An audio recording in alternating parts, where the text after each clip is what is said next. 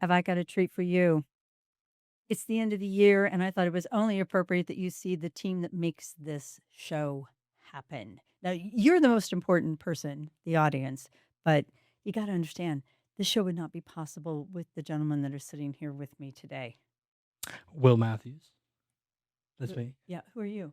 I'm I'm a senior multimedia specialist here at ICRC-TV. And the man who keeps me calm.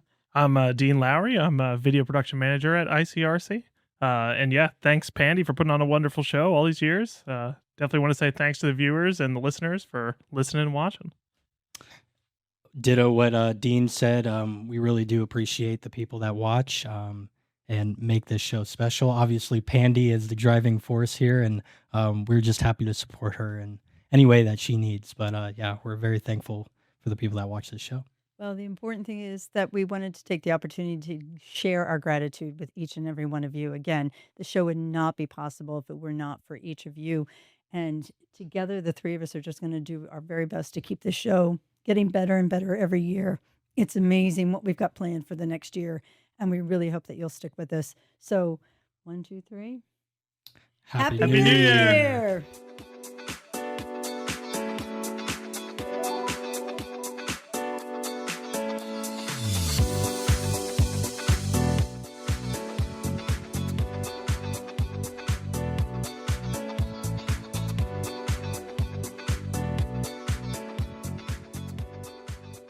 I said it, anti-American national origin. You know, it's kind of silly, but this is where we are at. Where over a year ago, we were talking about diversity, equity, and inclusion. And that was the big focus. Now, the EEOC has actually put out language and guidance on anti-American national origin discrimination. It's absolutely, again, we've always said change is inevitable. It is the only constant in the universe. But the press releases that were just put out for educational materials on national origin discrimination, as well as a landing page. So the EEOC is taking this so seriously that they're literally sending you all these resources or providing all these resources for you, as well as a technical assistance document called Discrimination Against American Workers is Against the Law. And I've been in this for over 40 years. I would have never thought that this would even be a thing. But I certainly have been proven wrong on this one. And if we really have to back up, what does this mean? The EEOC enforces the federal prohibition against national origin discrimination in employment under Title VII of the Civil Rights Act. We all know that, and that's applied to employers of 15 or more employees. But when we're talking about discriminating against American workers, we begin to start thinking about, wow, are the companies really out there doing this?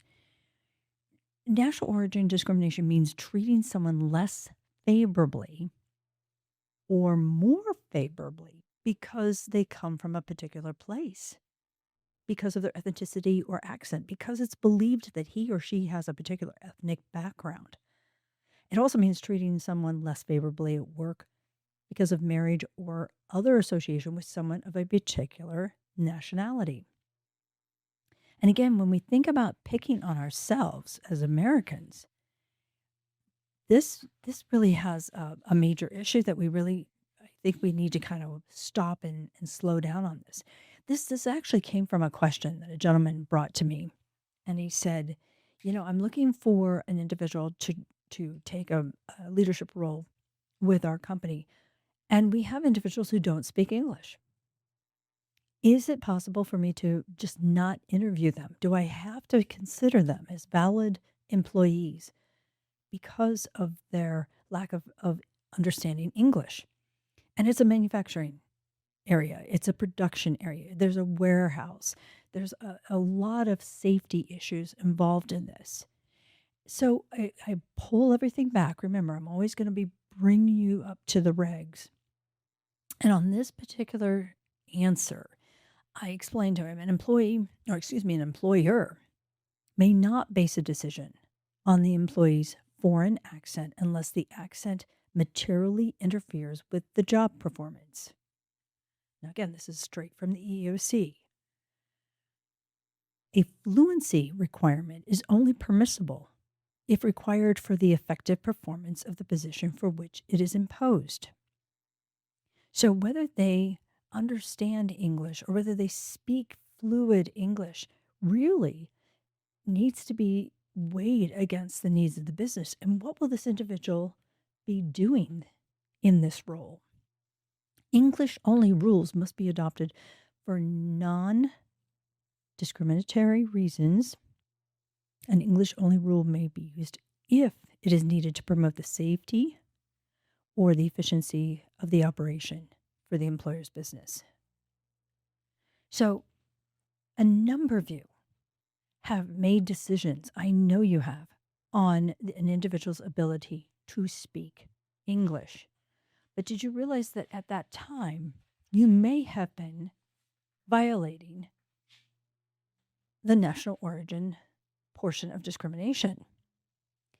When we start looking at just how we approach the foreign workers that we have in the workplace, I really want you to be very concerned or very focused on why you're attracted to these particular individuals.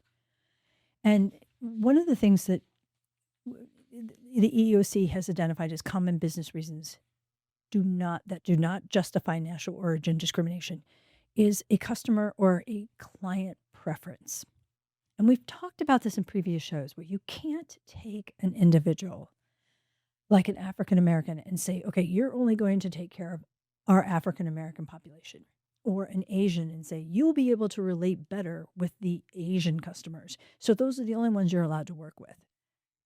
That is a sense of discrimination in itself, all by itself, right there. Even if the customer is asking for it, or if you believe the customer wants it. How about lower cost of labor? And in the language here, it says whether due to under-the-table payment or abuse of certain visa holding wage requirement rules. You have to be very careful if you're going out of the country on an EOR, an employee of record, to avoid paying the higher rates here in the United States. There are very, very strict legal guidelines around that, and you never want to do that without an attorney. You have to work with legal counsel on that. And then what about beliefs that workers from one or more national origin group are more productive or possess a better work ethic than another national origin group? Believe it or not, the EEOC is in the midst of a suit right now with United Pride Dairy. And that's exactly what they did. They alleged have done, looked at individuals from Mexico. And when they brought them over and showed them the jobs, it promised all these managerial responsibilities and special positions.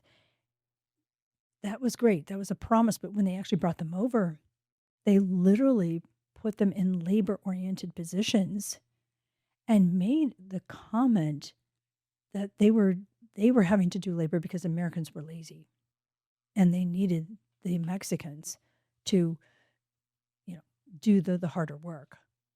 And why would anyone think that that is not a sign of discrimination? Why would anyone look at that and say that's okay? There's another claim against the United Pride Dairy as well for sexual harassment. But the point I'm trying to make here is they looked at this individual or this individual group and said, oh yeah, we want them because they got a work ethic that the Americans don't have. And ladies and gentlemen, that's the kind of stuff that's going to get you in trouble. I mean, big trouble. Seward and Son has been, it's a group in Mississippi. It's a farming group, another agricultural group. but they are going to be required to pay $150,000 in a race and national origin discrimination case. And when you actually look at some of this information of what they were actually doing, they took a number of Black farm workers of American national origin. Okay, so our African American worker who was already on the job, and they moved them out of the positions to put immigrant agricultural workers from a foreign country in. And only because they gave them more hours, they were much easier to pay, they took a much less amount, apparently. I mean, this is just absolutely nuts. I caution all of you, when you're looking at this whole topic of national origin discrimination, be cognizant that they're going to be looking at your job advertisements. Make sure that there's no evidence of discriminatory job ads that include ads that say the employer prefers or requires applicants from a particular country or with a particular visa. Make sure that there's no disparate treatment. Evidence of related to firing can include a company terminating American workers who are on the bench between job assignments at a much higher rate than the employees that they're bringing in from foreign workers, or even related to hiring that includes an employer making it more difficult for applicants from one national origin to apply for positions. How about harassment? Just the mere fact that you may be, as this company, making comments, derogatory comments about American workers regarding, how their work ethic or how much money they want. You're overpaid. And then, of course, the last reason is retaliation. You absolutely cannot retaliate on somebody who's engaged in work to bring in somebody else, or in anyone who's complaining that they feel that they have been discriminated against or they're being harassed because of their national origin. Remember, I said favorably or unfavorably. You have to be very cautious, and the EEOC is very serious about this. They even have a poster that you can put up. Discrimination against American workers is against the law. This is all, of course, it's not poster size here, but all of this is available on the EEOC website.